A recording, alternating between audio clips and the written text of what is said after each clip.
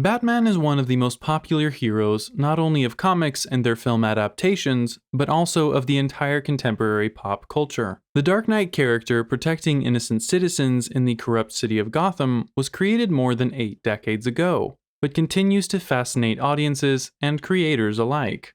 Every few years, a new screening of the Batman story appears in cinemas, showing the hero in a different light than before. This year, The Batman, directed by Matt Reeves, had its premiere, a film that focused more on detective, political, and social threads than on fantastic aspects, and also showed, in passing, an interesting issue studied by economists. Caution: this episode contains spoilers. It reveals plot elements of Matt Reeves' The Batman from 2022. If you haven't seen the movie yet and you don't want to spoil your fun, we encourage you to come back to this episode after the screening. You have been warned. One of the main themes of the film is the corruption of Gotham's political elite. Batman's antagonist, Riddler, aims to expose the machinations of the establishment and bring brutal justice. His actions reveal successive levels of corruption. Gotham's mayor, Don Mitchell Jr., police commissioner Pete Savage, prosecutor Gil Colson, each of them fall victim to bloody retribution because they violated the principles they vowed to follow and took bribes to cover up or support the activities of drug cartel boss Carmine Falcone.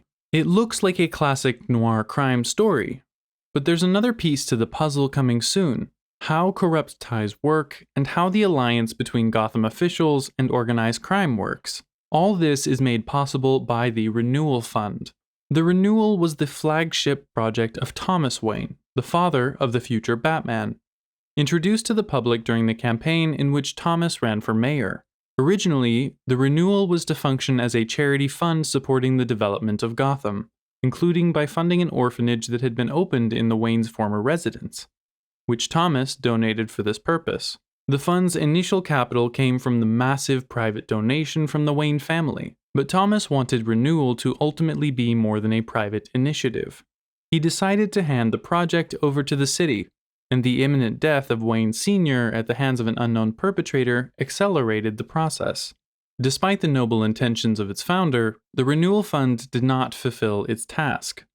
Instead of supporting residents, improving infrastructure, and maintaining a city orphanage, it has become easy prey for officials and criminals.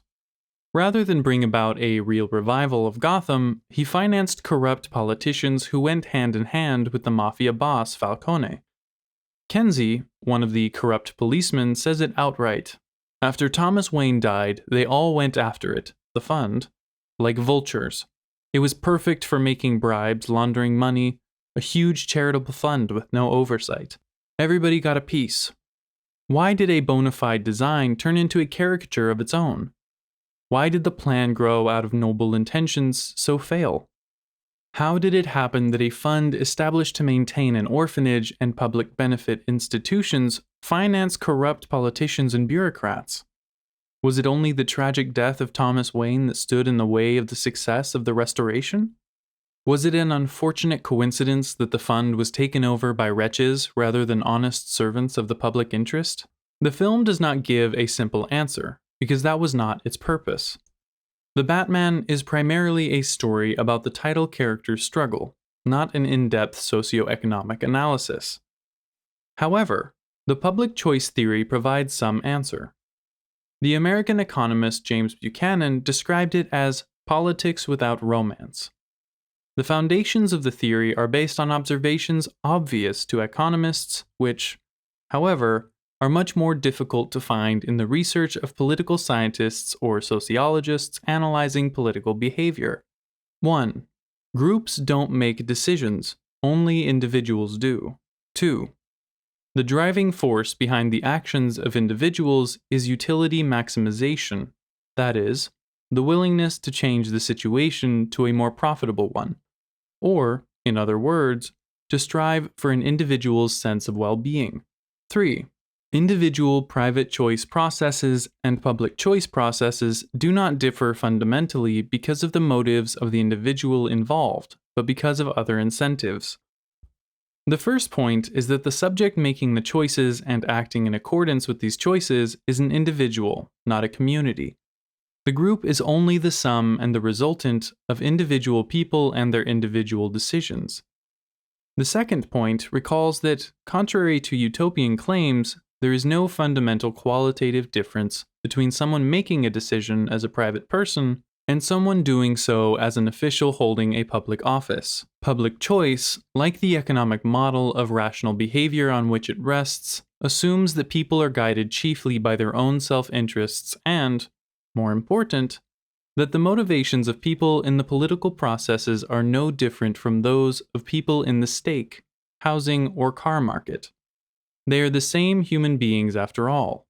As such, voters vote their pocketbooks, supporting candidates and ballot propositions they think will make them personally better off.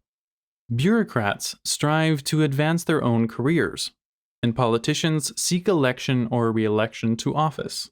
The third point finally highlights what is actually different in private decisions and political choices. That is, the question of different incentives. When a trader chooses to invest in the production of commodity, A, or the production of commodity, B, one of the key drivers is the profit and loss account, the businessman has to think about what he can profit from and what can bring him loss. When the same choice is made by an official responsible for public procurement, the most important for him are completely different stimuli: satisfaction of the public opinion, the opinion of the party leadership, the preferences of the current authorities, etc. The structure of the stimuli changes radically. In short, public choice theory harnesses the methods of economics to study not only production and exchange, but also political processes. Public choice theory and the renewal fund. What can these observations tell us about the failure of the Gotham Restoration Fund? Suppose the story of the Batman would have turned out differently.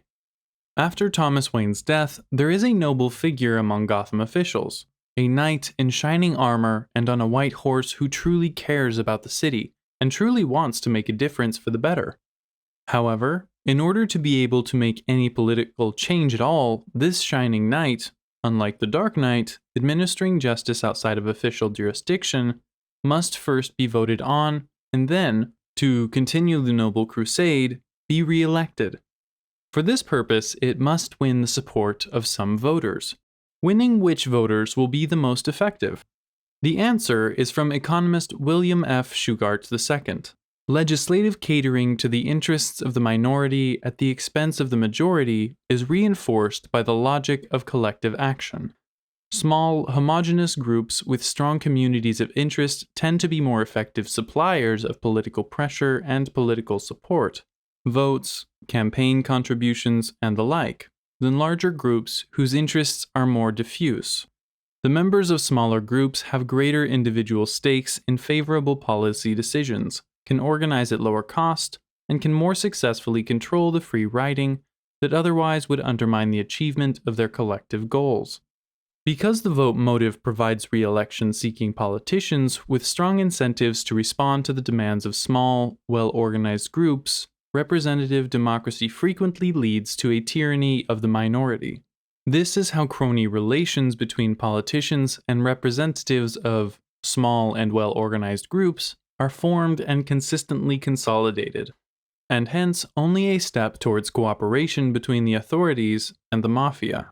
Organized crime groups in Gotham had operated before, but by symbioticizing with politicians through the Recovery Fund, they could flourish at those that provided politicians with support, votes, and money. Suppose, however, that the Bright Knight could have gotten the support of the crowds of Gotham without getting into a shady deal. Could he then make full use of the renewal fund for noble purposes? There are other problems. Legislatures delegate responsibility for implementing their policy initiatives to various departments and agencies staffed by career bureaucrats, who secure their positions through civil service appointment rather than by democratic election. These agencies would use the information and expertise they gained in administering specific legislative programs to extract the largest budget possible from relatively uninformed, inexpert legislators. The Shining Knight's troubles would have continued even if he had successfully run for re-election. He was not the only one who wanted the renewal fund. The orphanage would certainly not be in the forefront of institutions that could win the fight for information and expertise with other agencies. Suppose, however, that there was a chance that the Shining Knight could get a position without getting his hands dirty with cronyism with organized pressure groups, and then wreck a portion of the renewal fund budget for one of its noble purposes, such as finding an orphanage. The question still remains open. Why has no such person appeared in the 20 years of the renewal's operation? The movie clearly shows that the problem is not with individual corrupt officials. The problem is that in Gotham you could not actually become an official unless you broke into corrupt deals. Were voters, even if we assume that their elected politicians were merely puppets, so blind? Why, for 2 decades, even one shocking matter, the tragic situation of the orphanage, which was allegedly financed by the renewal, did not translate into any decisions at the ballot boxes? Why was a man who was wiping his mouth with the legacy of the great Thomas Wayne chosen for the mayor's position, despite spitting on everything Wayne Sr. represented himself and not even trying to pretend that he cared about the orphanage? The public choice theory comes to our aid once again. The probability of an individual's vote determining an election outcome is vanishingly small. Public choice reasoning thus predicts low rates of voter participation if voters are rational. Downs and other public choice scholars also include that voters in democratic elections will tend to be poorly informed about the candidates and issues on the ballot. Voter ignorance is rational because the cost of gathering information about an upcoming election is high relative to the benefits of voting. Why should a voter bother to become informed if his vote has a very small chance of being decisive? Jeffrey Brennan and Lauren Lemaski, among others, have suggested that people vote because it is a low-cost way to express their preferences. In this view, voting is no more irrational than cheering for one's favorite sports team. The people of Gotham had no reason to make the effort to find out the actual views or to analyze the past actions of the candidates running for the elections, because the cost of doing so seemed, legitimately, disproportionately high compared to the negligible potential benefit of throwing the ballot into the ballot box. And if so, what were they to follow if they did take part in the vote? What does not require cognition or analysis efforts, that is, superficial media coverage? And here the circle comes full circle. Who had the greatest funds and the widest opportunities to prepare good PR in the media? Those who were already in power and could use, among others from the renewal funds, and deals with mobsters such as Carmine Falcone. Fighting corrupt units is not enough. So, is Gotham lost, and corruption and crime must win, both in the fictional DC comic universe and in our real world? No, but there is a need for measures other than the fight against corruption itself, understood as fighting single corrupt individuals. Institutional problems demand institutional solutions. If, for example, democratic governments institutionally are incapable of balancing the public budget, a constitutional rule that limits increases in spending and taxes to no more than the private sector's rate of growth will be more effective in curbing profligacy than throwing the rascals out.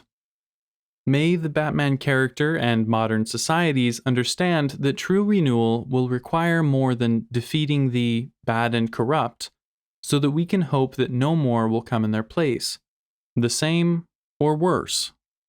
Do you think public choice theory is correct? Author Mateusz Blaszczyk.